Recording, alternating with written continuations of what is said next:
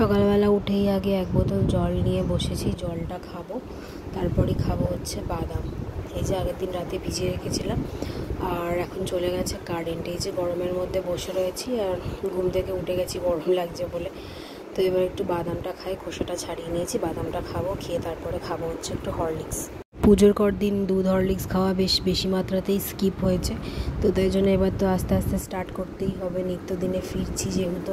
তো আজকে ওই জন্য সকালবেলা হরলিক্স নিয়ে বসলাম। এখন অনেকটাই সকাল, এখন একটু হরলিক্স খাবো, তারপরে ব্রেকফাস্ট করব। কারণ শুধু হরলিক্স খেলে আমার খিদে পেয়ে যাবে একটু পরে।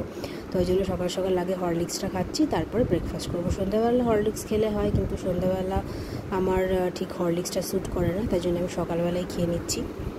তো এই যে এখন হরলিক্সটা গুলে খাওয়া দাওয়া হয়ে একটু রেস্ট নিয়ে তারপর পরে এখন বেলার দিকে খাবো হচ্ছে রুটি, আর এখানে আলুর তরকারি আর ডিম সেদ্ধ।